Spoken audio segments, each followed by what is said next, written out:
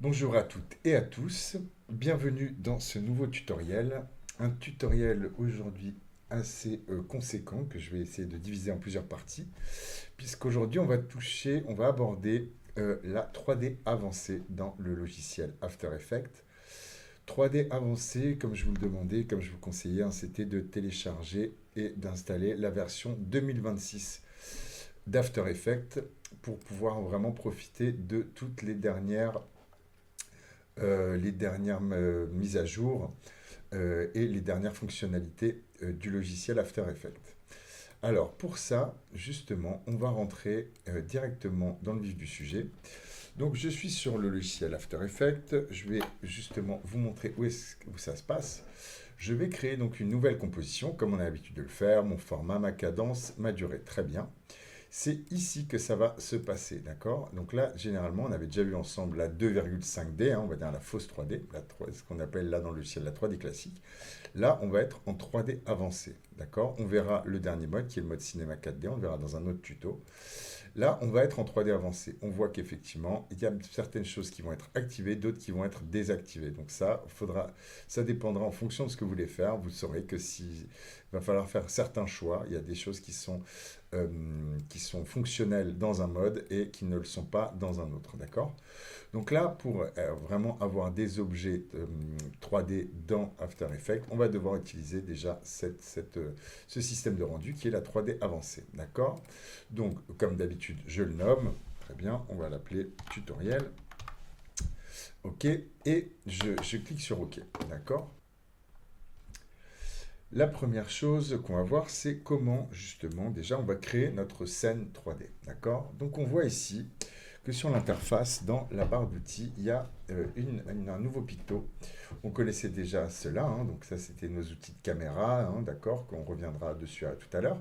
On voit qu'ici il y en a un nouveau. Et là il y avait nos formes, hein, rectangle, arrondi, ellipse, tout ça, tout ça. Là maintenant on voit qu'effectivement là on va pouvoir créer un cube, une sphère, un plan, un tore, donc il y a une espèce de donut, un cône ou un cylindre. Je ne vais pas tous les passer en revue, hein, je vous laisserai tester. Pour créer une scène 3D, déjà la première chose, il va falloir qu'on crée un plan pour créer un sol, d'accord? Donc là, admettons, je commence déjà, voilà, je viens juste par un clic et glisser, ou alors je peux aussi simplement faire un double clic, d'accord? Et il va me créer justement voilà, je le vois, là il me crée, donc là c'est toujours, en l'occurrence c'est un plan, mais un plan qui est déjà en 3D. Là où ça va être intéressant, c'est qu'on va justement ouvrir, développer un petit peu. On va voir qu'il y a certaines choses qu'on n'avait pas dans les calques 2D. Donc la transformer, ça, on l'a toujours, hein, le point d'ancrage, la position, l'échelle, l'orientation. On va déjà d'ailleurs venir orienter correctement notre calque, le mettre à 90 ou alors à moins 90. Hein, ça pourrait pareil. D'accord? Pour effectivement avoir un sol, donc il va falloir qu'il soit perpendiculaire à la vue. Ok? La rotation, l'opacité, tout ça on connaît. Par contre, on voit qu'ici, il y a des choses qui vont être communes, hein, donc à tous les autres objets paramétriques 3D. Projette une ombre, là on va rien toucher, mais c'est intéressant de savoir que c'est là. Projette une ombre, oui. Accepte les ombres, oui. Utilise les lumières, oui. Et couleur de l'ombre, on va pouvoir le choisir également. C'est intéressant de pouvoir venir aussi décocher ou décocher ces différentes options. Et maintenant, les options de maillage. Donc le maillage en 3D, hein, c'est ce qui va créer notre objet, d'accord? Donc là, on va venir, par exemple, je suis en une compo de 1920 par 1080, on va déjà faire justement un plan, donc ça va être mon sol, hein, au moins de 2000 par 2000, parce qu'effectivement, ce que je veux, c'est quand même pouvoir avoir un minimum de profondeur de champ, quand même, d'accord? Donc, rayon du coin, donc on va pouvoir mettre des coins, lui mettre le nombre, voilà, tout ça je vous laisserai bidouiller. On verra aussi que là, il y a quelque chose qui s'appelle matériel. Alors ça, on rentre tout de suite dans le vif du sujet. C'est que là, du coup, appliquer un matériel sur ces objets 3D. Pour ça, je vous conseille, boum, d'aller tout de suite, de vous faire une petite, moi je l'ai fait, regardez ici, dans 3D. Je me suis fait une petite favori hein, dans mon, comment dire, moi c'est Chrome, hein, dans mon navigateur, voilà. Et là, vous pouvez déjà, il y a plusieurs endroits où vous pouvez en choper. Il y en a un qui est assez intéressant, c'est donc dans Substance 3D. adobe.com. Il y a ceux en fait de la communauté, sinon les autres seront payants. Vous pouvez aller dans ceux de la communauté et je vous invite à ici, dans la barre de type, en fait, pour vraiment avoir... En fait, il y a un seul format qui va être accessible là et utilisable pour After Effects, d'accord? Parce que là, là-dedans, c'est aussi pour d'autres, ça va être aussi pour d'autres logiciels, entre autres les logiciels de 3D d'Adobe, d'accord? Donc, je vous invite à taper SBSAR, c'est le nom d'un format, d'accord? Et là, vous aurez déjà accès, vu que c'est le truc de la communauté, hein, vu que c'est la page de la communauté, vous aurez accès déjà à un paquet hein, de matériaux que des utilisateurs vous ont partagé, d'accord? Donc là, on va se le faire rapidement ensemble, hein. Là, vous venez, boum, effectivement, le mieux, c'est quand même d'avoir toujours ça bien rangé. Voilà, et on va l'enregistrer. Déjà, on va bien le ranger. Et ensuite, c'est tout simple, on aura juste à le cliquer, glisser. Boum, ici. Alors moi, je me suis fait en plus un onglet matériaux. Je vais le mettre dedans. Hop, voilà. Et on verra que là, du coup, After Effects, vous allez voir, lui tout seul, il va comprendre qu'on l'a chargé dedans. Donc, effectivement, j'aurai... alors là, pour l'instant, je ne le vois pas trop, parce qu'effectivement, je suis en vue. Hop, donc là, je vais venir le baisser. Donc là, voilà, et il a intégré ma texture. Alors là, on voit justement quelque chose aussi. Donc ça, c'est valable pour tous les autres, d'accord? On va pouvoir changer le décalage de texture, d'accord? Donc en fait, en gros, vous voyez, on va pouvoir la faire glisser, notre texture, la faire également tourner et agrandir l'échelle. J'en profite là, maintenant qu'on a globalement vu les matériaux, et on voit justement là qu'il y a quand même un truc un petit peu, on voit que mon ordinateur il rame. Je me suis volontairement mis sur mon ordi portable pour avoir quelque chose d'un peu similaire avec les performances de vos ordinateurs à vous. On va rentrer là justement, on voit que ça lag un petit peu. Bon, déjà, généralement, il va falloir être globalement un peu patient avec vos ordis. C'est-à-dire quand on change des fois, voilà, et de temps en temps, il ne va pas vouloir le charger en RAM. Donc ça, on va regarder un peu quelques petites combines ensemble, d'accord? Là déjà, on voit que je suis en intégrale. Bon, alors, déjà, première chose, c'est que je peux me mettre en automatique. Donc voilà, ça va un peu soulager After Effects et c'est lui qui va un peu choisir la définition à laquelle, pour gagner, on va dire, en interactivité, d'accord? Pour que je puisse bosser. Mais il y a quelque chose d'autre qui va être hyper important, d'accord? La chose importante, ce sera ici, les options. Donc vous voyez, hein, vous vous souvenez que là, donc, je pouvais rentrer là dans composition, pardon, mes paramètres de composition. On a dit tout à l'heure que j'étais en rendu 3D avancé, c'est ici que je peux le changer. Je peux aussi effectivement le changer ici, mais surtout, là, on voit que j'ai les options de rendu. Vous voyez, là, étant donné que je suis en train de bosser dessus, d'accord, c'est pas un rendu pour l'instant, j'ai mis une qualité de rendu très faible. Et je vous invite à faire la même chose pour éviter justement que votre ordinateur galère trop. Déjà, il va galérer, mais sinon, il va vraiment trop galérer. Donc, mettez des valeurs très faibles. N'hésitez pas ici à vous mettre en moitié et en lissage de 2. Donc on voit la qualité de rendu ça, et voilà. Et là, ce sera l'ombre et l'éclairage de l'environnement. Donc justement, là pour l'instant, on n'a pas encore créé d'environnement. On va voir ce que c'est après, mais en tout cas, vous saurez que c'est ici que ça se passe. Je vais déjà aussi vous expliquer une chose qui est la taille de la boîte de projection. La boîte de projection, en gros, c'est une boîte virtuelle, hein, on va dire, de calcul. Lui, After Effects, au lieu de calculer sur tout un espace immense, d'accord, vous pouvez lui indiquer là une taille dans laquelle lui, il va faire les calculs justement de projection, d'accord. Ça paraît un petit peu flou, mais on va voir ça ensemble là. On va voir ça ensemble. Quand on va avancer, je reviendrai là-dessus, d'accord. Mais on peut aussi d'ores et déjà appuyer là sur adapter à la scène. Effectivement, la boîte de projection, vous vous souvenez que mon calque, il fait 2000 sur 2000, donc il adapte 2000 sur 2000. Je peux cliquer sur OK. Pour qu'on voit justement notre rapport de projection, je vais le faire tout de suite. Juste avant ça, je vais venir créer un autre volume, d'accord? Donc là, je crée tout simplement une petite sphère. Je vais venir, hop, la poser juste au-dessus pour être sûr que je suis bien dessus. Là, il va falloir commencer à être un petit peu à l'aise hein, avec justement les 4 vues, hein. Vous vous souvenez, on avait déjà vu ça dans les cours précédents. Voilà. Donc là, je me mets en vue de côté. Donc là, je vois que je suis à peu près bon. Je me remets dans la vue active, une vue.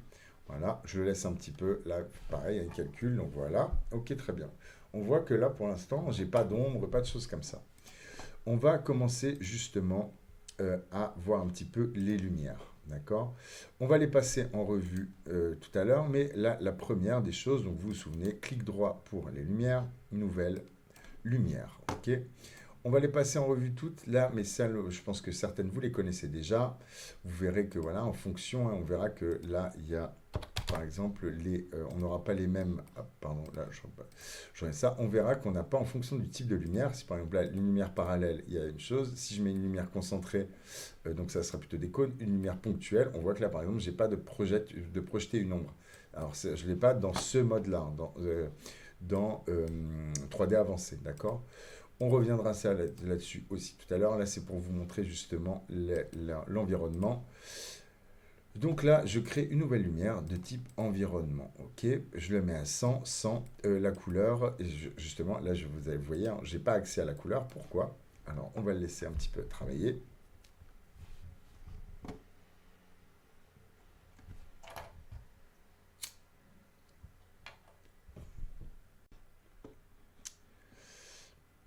Alors, justement, là, on voit, par exemple, on a un petit problème, hein, ce qui va vous arriver à vous aussi, j'imagine. Là, on a un problème, c'est qu'effectivement, par exemple, là, en l'occurrence, hein, il ne veut pas, la lumière, l'environnement, là, ne répond pas. Donc ça, je pense que c'est effectivement aussi lié à la puissance de ma bécane, hein, là, de celle-là. Mais on va quand même essayer, je vais essayer avec vous de voir un petit peu comment régler ce problème. Il y a plusieurs manières, hein, déjà. Bon, moi, on voit que là, j'ai plusieurs compositions qui sont ouvertes. Je vais toutes les fermer, d'accord? Voilà, je vais garder uniquement celle-là. Ça va peut-être éviter qu'ils mettent des choses en mémoire cache. Et justement, on va aller là, on va essayer ça. On va faire purger toute la mémoire et le cache de disque, ok? On va déjà voir si ça change quelque chose, d'accord? Donc là, a priori, pour l'instant, hop, ça ne change rien. Je vais justement recréer une nouvelle lumière, un environnement, très bien. J'appuie sur OK. Et là, il me fait le même problème. Je vais venir regarder là d'autres choses. Ici, on voit que là, j'étais en résolution nativement et il se met en résolution adaptative. Je vais me mettre en qualité finale pour voir un petit peu, hein. Et là, justement, je vais me mettre aussi, je vais retourner dans les options. Je vais un petit peu bidouiller, voir si ça change quelque chose, si je mets dans quelque chose de plus, d'un peu plus défini et d'augmenter un petit peu le lissage et les choses comme ça. J'en profite aussi d'être là pour vous remontrer, là, je vous parlais tout à l'heure, c'était ce que je voulais vous montrer, de la boîte de projection. Vous la voyez ici, ma boîte de projection. Elle est là, c'est ce qu'il y a justement. Alors là, je vais mettre OK, je vais dézoomer, je vais le remettre, hop, ici. Voilà, on voit que là, j'ai un cube de 2000 sur 2000 sur 2000. Et on peut effectivement ici choisir de le centrer, d'accord? Donc là, hop, on peut activer, désactiver. Donc là, je vais le remettre, hein, adapté à la scène, d'accord? On voit là qu'effectivement, mon ordi galère pas mal. C'est aussi le fait, je pense, que je sois en stream en même temps. On va regarder encore un peu ça. Sinon, une autre méthode aussi, hein, de temps en temps, il faut simplement le redémarrer. Alors là, c'est vrai que ça, c'est le genre de choses qui peuvent être relativement pénibles quand on bosse, hein. C'est là où After Effects, je trouve, montre quand même, en fonction des ordis, hein, mais encore une fois, mais je pense que ça, c'est par exemple la même chose sur Cinema 4D, avec le même matériel, avec le même hardware, on n'aurait pas ce problème-là. Donc ça, je pense que c'est quand même la technologie aussi qui est utilisée sur le logiciel After Effects qui peut nous faire un petit peu des problèmes et qui des fois crée comme ça des petites incapacités du logiciel et des petits bugs logiciels. Donc là, moi, ce que je vais faire, c'est que je vais tout simplement enregistrer. Boum, j'enregistre, CTRL S. Je vais fermer et je vais juste relancer la machine. Alors là, j'ai relancé. Et là, effectivement, on voit que ça y est, il m'a pris effectivement ma lumière. On va voir là jusqu'à quand, hein, combien de temps il va tenir. Mais effectivement, là, on voit que j'ai mon ombre portée. Et donc, du coup, dans l'environnement, quand on va sur transformer, vous verrez, on a très peu d'options, hein. Par contre, ce qui va être intéressant, c'est que là, on voit qu'on va pouvoir commencer justement à jouer sur la rotation. Et donc ça, c'est que voilà, on arrive quand même déjà là à des résultats qui sont assez intéressants. J'aime pas tellement là, le maillage pardon, la texture de mon plan. Je vais prendre autre chose, je vais simplement la changer. Ok. Et là, par exemple, alors j'espère qu'il va faire le pli. Voilà, par exemple, on va augmenter, ou je vais justement la diminuer. On voit que là, mon maillage, je vais encore la diminuer, encore. Voilà. Décalage de la texture, je pourrais justement venir un petit peu la décaler. Mais là, voilà, on voit déjà qu'on commence à avoir un résultat qui est déjà beaucoup plus intéressant. Ok. Je vous laisse maintenant aussi voir un petit peu hein, ce que sont ben, là, les autres outils, hein, par exemple comme le Tor, hein, d'accord? Donc là, hop, on va créer, vous voyez, donc un Tor, c'est ça. Et on va pouvoir hop, venir toujours, c'est toujours la même chose, hein, augmenter le rayon, augmenter l'épaisseur. Et après, c'est toujours pareil. On va venir on va venir après les déplacer hein, dans l'espace 3D. Plusieurs méthodes, hein, soit effectivement, vous voyez là déjà, il est là de nouveau, hein, il est en train de nouveau un peu de galérer. Hop, alors ça c'est justement parce que j'avais, là c'était de ma faute, hein, c'est moi qui avais sélectionné la zone ciblée. Donc là, et voilà, non effectivement, là il répond plutôt pas mal. Donc des fois, vous avez vu, hein, des fois le fait simplement de redémarrer la machine, effectivement, ça va vous permettre quand même de... Alors on va voir, est-ce qu'il répond? Ouais, non, ça va, là il répond mieux, il est un petit peu plus... il est un peu plus dynamique et un peu plus réactif qu'il était tout à l'heure. Donc, je vous disais, là, donc, je vous laisse un petit peu voir tout ça. Une chose qui va être intéressante surtout, hein, c'est que là, on va pouvoir ben, aussi, hein, là, du texte par exemple. Ok, on va pouvoir mettre du texte lui aussi. À partir du moment où on va le passer en 3D, vous allez voir que là, tout de suite, et ben, dans ce mode-là, hein, donc dans le mode 3D avancé, et ben, tout de suite, on va pouvoir là, effectivement, commencer à mettre de la profondeur. Et aussi, je vais vous montrer ça, ça c'est assez important. On va pouvoir commencer à avoir des biseaux avec des styles de biseaux convexes, concaves, angulaires, ok. Et augmenter justement là, voilà, on va augmenter le biseau. On va voir est-ce qu'il va être sympa et être, hop, là on voit que je suis en intégrale.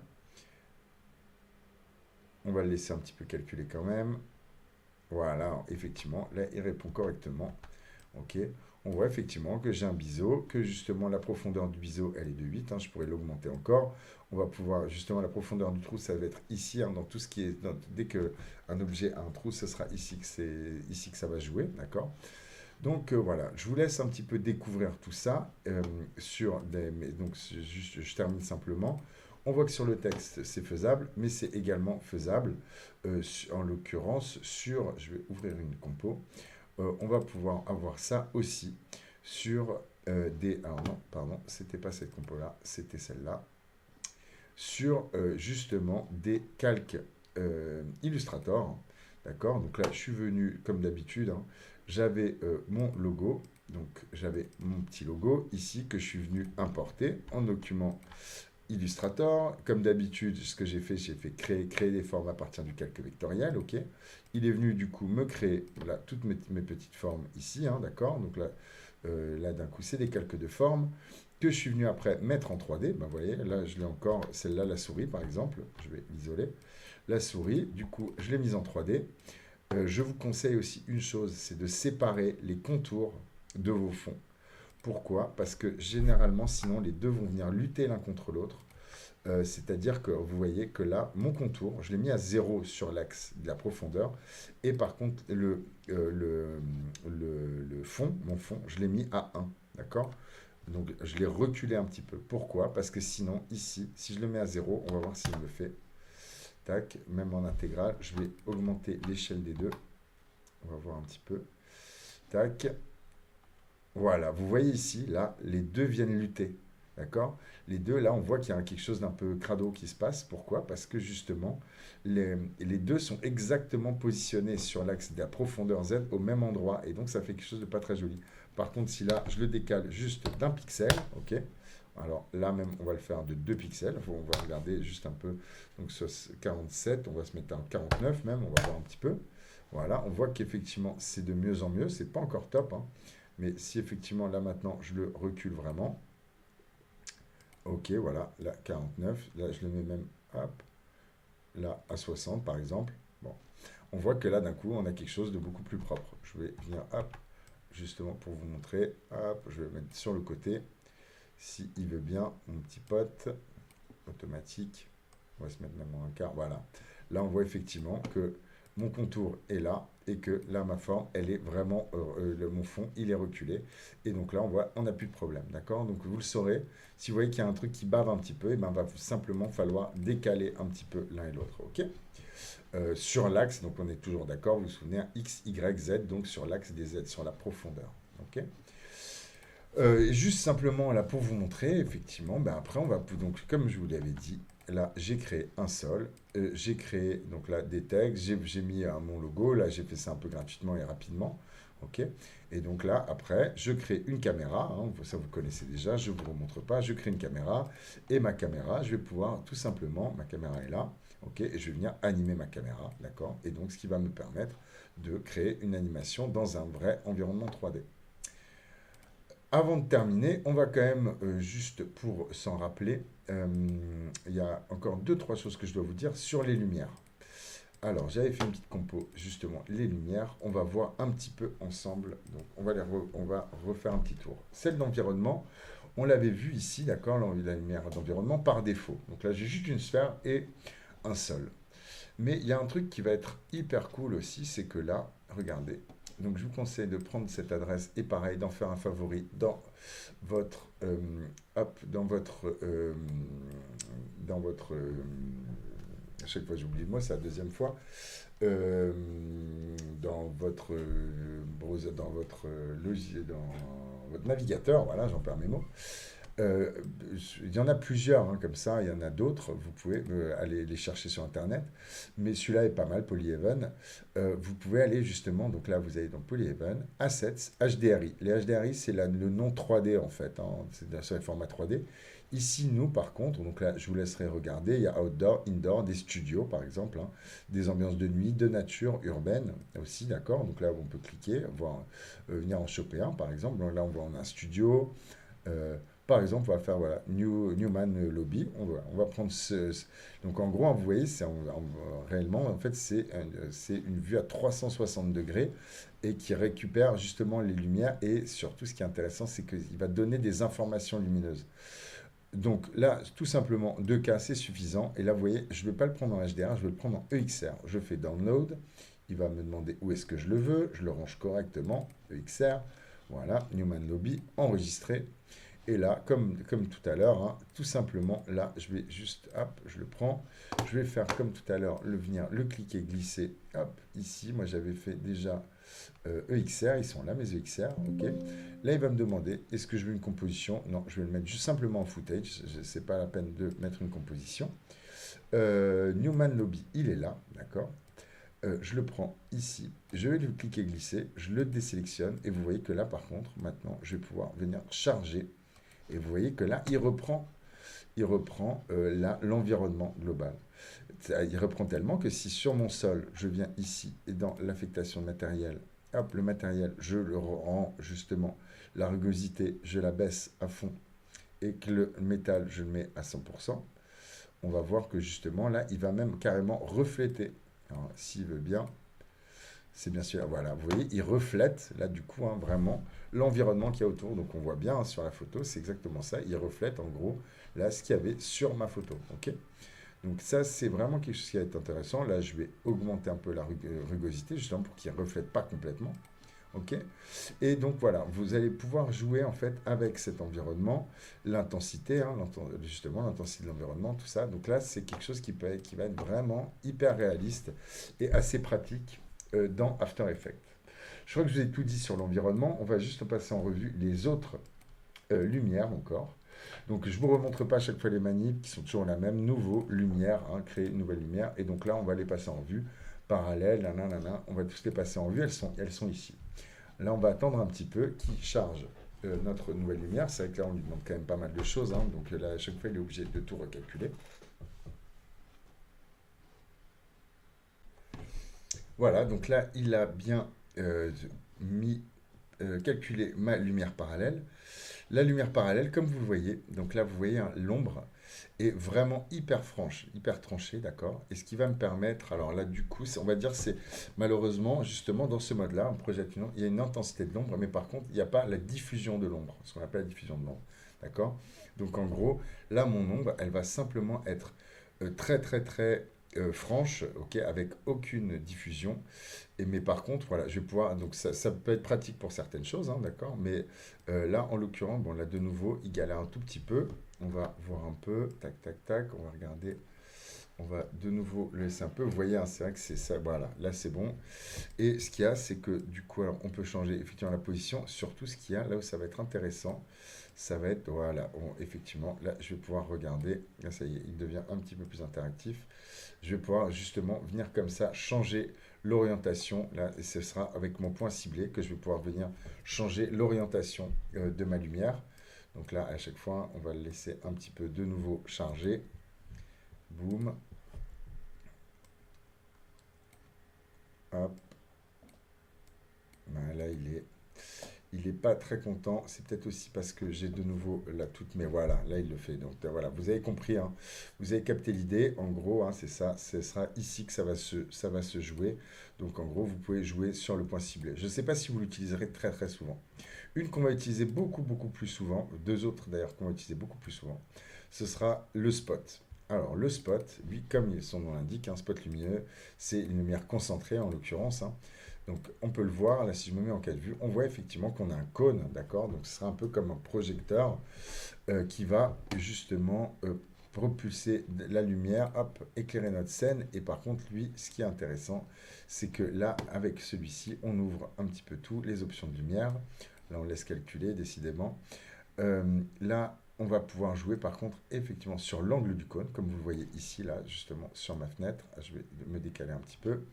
Voilà. On va attendre encore un petit peu. Là, je vais pouvoir jouer justement sur l'angle de mon cône, d'accord? Donc ça peut être une manière assez intéressante de faire des apparitions, des disparitions. Je vais pouvoir jouer sur le contour progressif du cône, d'accord? Donc si le mets à 0, là, une fois que là, autour du cône, bah, la lumière, ça va être vraiment comme un spot qui est là, il y a les endroits, ça va être hyper tranché, hein, il n'y aura pas de contour progressif, d'accord? L'intensité, voilà, attendez, l'intensité globalement, on va essayer de pas y toucher, hein, on peut rester à 100 par exemple, voilà. L'angle du cône, très bien. Le rayon, ça sera valable pour toutes les autres aussi. Le rayon, c'est à partir de combien, donc là, c'est en pixels, hein, au-delà de combien de pixels ma lumière, elle va comment dire, s'activer, d'accord? C'est-à-dire que si je mets aucun, ce sera infini, d'accord? Donc là, on le voit, hein, effectivement, regardez. Là, c'est justement ce que je vous disais. Contour progressif du cône 0, ben, on voit bien que là, l'ombre est très franche. Ok, je vais mettre peut-être dans quelque chose, je vais mettre en intégrale. Il va galérer, mais au moins vous verrez peut-être un peu mieux ce qui se passe. Si là maintenant j'augmente le contour progressif du cône, on va voir que là, voilà, effectivement, il y a un dégradé, on va dire, hein, un contour progressif en fait, hein, tout bonnement. Là, donc j'en reviens. Donc là, si je mets retrait, donc ça va être, je le mets en lisse. Et donc là, le rayon, ça va être à partir de quelle distance ma lumière va arrêter d'éclairer, C'est-à-dire, du coup, elle va éclairer des objets qui sont proches, mais des objets qui sont plus lointains, à plus de 680 pixels de, euh, ma, euh, de ma lumière, elle ne les éclairera pas. Et justement, il y a aussi là une distance de retrait, c'est-à-dire que de la même manière, hein, il y aura un contour progressif, on va dire, à ce retrait, c'est-à-dire qu'elle ne va pas s'arrêter d'un coup, c'est-à-dire ce qui est à 682 pixels, et ben en vrai, ce sera encore un petit peu éclairé jusqu'à 110 pixels, d'accord? Donc il y aura un dégradé comme ça autour de ma lumière. Ok. Hop, je reviens. Très bien. Projette une ombre, oui, non. Intensité de l'ombre, ben, on peut la mettre à 100. On peut la mettre aussi des fois à 90, c'est pas mal. Et la diffusion de l'ombre, ça c'est justement là aussi la manière dont l'ombre va se diffuser. Donc là, on peut avoir des valeurs, mais en général, voilà, on peut jouer là-dessus, voir sur la manière dont l'ombre va se diffuser. Ok. Donc là, on a vu le spot, le point lumineux, point de lumière. Alors hop, voilà, le point, ça va être simplement un point. Ce qui va nous servir à des moments à venir justement déboucher un petit peu. Donc là, pareil, on va le laisser calculer. On voit que sur le point lumineux, on voit qu'il n'y a pas de projeter une ombre. Celle-là ne projette pas d'ombre. On va le voir là, dès qu'il aura fini de calculer. Là, on aura juste simplement quelque chose qui va venir éclairer nos objets et donner, vous voyez un peu la spécularité qu'on a là, et ce qui va venir éclairer notre scène. Donc ça va être intéressant justement pour venir éclairer des zones qui vont être par exemple un peu sous-exposées ou mettre justement, si on veut, attirer l'attention ou éclairer juste un endroit dans notre composition. Évidemment, tout ça est animable, hein, donc on va pouvoir venir justement bouger, hop, bouger notre lumière, d'accord? Et effectivement, vous voyez, elle va venir, voilà, ça y est, là c'est bon, elle a rendu. Et ça aussi, intéressant, n'hésitez pas à venir jouer avec des lumières qui ont différentes couleurs. Par exemple, si j'en mets une bleue, ok, et une... Alors là, j'avais mis une rouge, mais si je mets maintenant, j'avais mis une bleue aussi. Si je mets une rouge, on va voir un peu ce que ça donne. Et ça fait généralement des éclairages qui sont intéressants. Alors, on n'est pas obligé d'être sur des valeurs aussi fortes. Là, c'est vraiment pour vous le montrer. Mais déjà, bon, étant donné que la lumière est additive, donc si on met plusieurs lumières à des intensités un petit peu différentes l'une de l'autre, vous voyez, bon voilà, on arrive à des résultats qui peuvent être assez rapidement, assez cool, hein. Donc voilà, celle-là, à mon avis, elle doit être assez faible, j'imagine. Voilà, elle est à 54. Si là, maintenant, je mets les deux à 100, par exemple, hein, ou environ, voilà, 100 et 100. On va arriver, au fur et à mesure, on arrivera presque à quelque chose de blanc, hein. Là, il faudrait donc RVB, hein. Donc là, il faudrait juste une lumière en plus verte et on arriverait quasiment à quelque chose de blanc. Alors, voilà, on va le laisser encore un petit peu calculer, mais là, très vite, on peut arriver à des ambiances lumineuses qui sont assez cool et qui vont venir s'additionner les unes aux autres, d'accord? La dernière, justement, c'est l'ambiance. Alors, l'ambiance, c'est une lumière globale, elle, qui va vous simplement, voilà, vous voyez, là, en la mettant à 10, je vous conseille de toujours mettre une petite ambiance, ou chaud ou froid, voilà, vous n'êtes pas obligé d'aller aussi sur une valeur aussi forte en termes de couleur. Mais globalement, c'est ce qui va permettre aussi que rien ne soit complètement dans le noir. On va éviter ça quand même, ok? Alors celle-là, on voit que celle-ci, par exemple, elle n'est pas très intéressante. Moi, je trouve la lumière blanche, là, que j'ai rajouté, le troisième. Par contre, l'ambiance, je vais la garder, ok? On va le laisser toujours calculer. Et là, par exemple, ben là, je vais remettre ma lumière d'environnement. Donc là, qui avait l'environnement, je vais le remettre à 100. Et effectivement, il y avait mon EXR. Ben, je vais enlever mon EXR, hein. Hop, je vais le mettre par défaut. Ok. Et voilà, et on va voir un petit peu ce que ça donne comme ça. Voilà, alors là, voilà, j'ai ma lumière d'environnement, j'ai mon ambiante, bon là, qui ne sert pas à grand-chose, j'imagine, mais quand même qui est un petit peu présent. Et on voit que là, effectivement, j'ai mes points lumineux. Donc bon, est-ce que ce serait vraiment... Hop, ça, c'est un petit peu en fur et à mesure avec la finesse. On peut voir un petit peu, hein, on peut jouer à ça justement en fonction des textures, des différentes lumières. Donc tout ça, c'est un petit peu au cas par cas, hein. Mais globalement, voilà, on a passé ensemble en revue toutes les lumières. On a vu nos nouveaux outils paramétriques, d'accord? Je vous laisse jouer avec ça. Vous savez que évidemment, vous pouvez venir importer des fichiers Illustrator, les mettre, là comme je l'ai fait moi, hein, venir les mettre, créer des formes, hein, donc comme toujours, hein, créer des formes à partir du calque vectoriel. Vous n'hésitez pas à les décaler s'il y a des petites aberrations. Vous les positionnez, faites des mouvements de caméra et bien sûr venez utiliser vos lumières et surtout là aussi n'oubliez pas de venir utiliser des matériaux sur donc les deux sites que je vous ai montrés, en Substance, mais il y en a d'autres, hein, mais voilà, en tout cas n'oubliez pas que c'est effectivement ce type de fichier SBSAR, ok, et là c'est des EXR. Je crois que globalement on a tout vu. Tout, je sais pas, mais en tout cas, on a vu beaucoup de choses. Dernier petit tricks aussi. Là, quand vous allez animer, si par exemple, là, on va reprendre ma compo ici. Là, justement, je viens animer je vais fermer les autres. Quand je viens l'animer, justement, là, je vois, pour éviter que ça galère, là, on voit les blocages, hein, comme ça ici. Quand je vais animer mes éléments, je peux me mettre là en ébauche 3D. Et là, je mets en résolution adaptative et ébauche 3D. Vous allez voir ce qu'il y a l'ébauche 3D. Ben là, du coup, on voit qu'effectivement, je vais avoir quelque chose de beaucoup plus... Il va enlever les lumières, c'est-à-dire, je vais commencer à... par exemple, je commence un petit peu à jouer avec mes lumières. Une fois que j'ai trouvé que voilà, mes lumières vont bien, tout fonctionne bien au niveau des lumières. Au moment de l'animation, ah ben regardez, voilà, là, il fallait que je dise ça.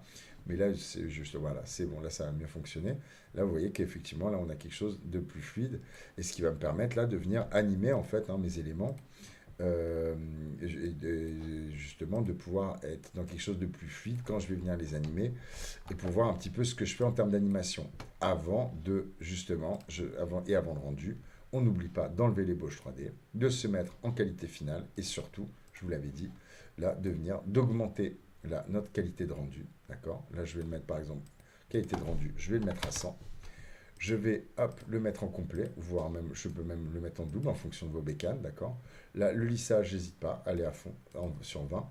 La distance de la boîte de projection adaptée à la scène, bon là, globalement, j'avais déjà dû le faire, très bien. Et là, vous voyez qu'effectivement, là maintenant, il va venir recalculer. Dernière chose, avant de lancer un rendu, qu'on va faire ensemble, je vais venir déjà purger toute la mémoire et le cache de disque. On n'oublie pas de faire ça, surtout parce que là, c'est-à-dire toutes les aberrations, toutes ce genre de choses-là, quand on travaille dessus. Donc là, je lui demande d'oublier d'effacer tous les calculs qu'il avait fait avant. Très bien. Et la dernière chose, donc là, hop, je vais faire composition, ajouter à la file d'attente de rendu. Il va m'ouvrir ma file d'attente de rendu. Sur ce type de rendu-là, l'ordinateur peut planter. Si vous faites une qualité, une vidéo, un fichier vidéo, en MP4 par exemple, ou en point .move ou ce que vous voulez, si l'ordi plante, vous allez perdre votre fichier et tous vos calculs. Là, étant donné qu'on n'a pas de son, ce qu'on peut faire, c'est un format qui est très intéressant. On l'avait déjà fait avec certains d'entre vous, et je vous invite à le faire pour ne pas perdre justement tous les temps de rendu. Là, on va calculer en séquence PNG, on va calculer image par image, d'accord? Donc, on se met bien sur séquence PNG. Là, il n'y a pas d'alpha, donc on reste juste en RVB. L'alpha, donc c'est ça, c'est s'il y avait effectivement des zones de transparence, ok? Là, c'est ce que permet de faire le format PNG. Là, ça ne nous intéresse pas. On peut le faire en PNG, on peut aussi le faire en JPEG. Moi, par habitude, j'aime bien le format PNG qui est un peu plus lourd, mais c'est pas grave. Et là, vous voyez qu'effectivement, là, il nous met des petits hashtags. Pourquoi? Parce que là, il va nous calculer ça en images. Comme vous voyez ici, là, vous voyez que j'en avais déjà fait un. Il nous fait 0,1 et on a le nombre d'images. Si bien que là, vous voyez, par exemple, là, j'avais arrêté mon rendu à la 70e image. Et bien, si je le souhaite, et ben là, ce que j'aurais juste à faire, s'il a planté, je viens, je me mets à la 70e image. C'est ici que je le vois, hein. D'accord? Je me mettrai par exemple à l'image 70, 33, 34, nanana. Ah ben en fait, non, tout à l'heure, il n'avait pas planté, c'était ma dernière image. Voilà, c'était la 70e. Si jamais je voulais poursuivre, maintenant, admettons, hein, eh ben, j'aurais juste, hop, je ferai un calcul à partir d'ici, donc de la 70, donc la 71e image, B, ok?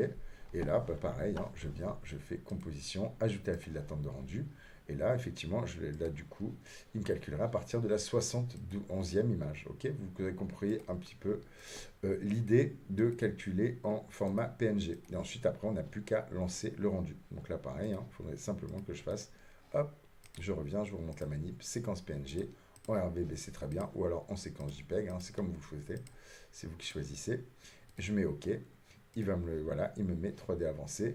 Voilà, et donc là, par exemple, je pourrais mettre 3D avancé, faire un nouveau dossier, hein, et mettre 71, par exemple, de 71 à, je sais pas, à 200, par exemple. Ok. Donc là, j'aurai mes images, 71 à 200, hop, j'enregistre, je lance mon rendu, ceux-là, je les décoche, je les enlève même, ok, boum, et je lance mon rendu. Et ensuite, il va me créer, comme je vous l'ai montré tout à l'heure, il va me créer une séquence d'images que j'aurais plus qu'à venir mettre ici. Je viens double-cliquer, vous voyez, là, du coup, hein, je viens sélectionner la première. Il me met séquence PNG. Il a déjà compris, lui, qu'en fait, c'était une séquence, vu que le nom était 0001. Il a vu qu'il y avait une suite. Donc, il me le met comme un métrage. Je mets importer. Voilà. Et là, j'ai toutes mes images. Je le fais une nouvelle composition et c'est bon. Là, j'aurai, en gros, hop, j'aurai toute ma séquence. OK? Et ça me permettra après, par exemple, de venir faire un étalonnage dessus, voilà, ou des choses comme ça, de pouvoir rebosser encore dessus. OK? Voilà, je crois qu'on a à peu près fait le tour de la 3D avancée, en tout cas des principales options et des principaux fonctionnements un peu de base pour que vous puissiez commencer à pratiquer un petit peu ça. Voilà.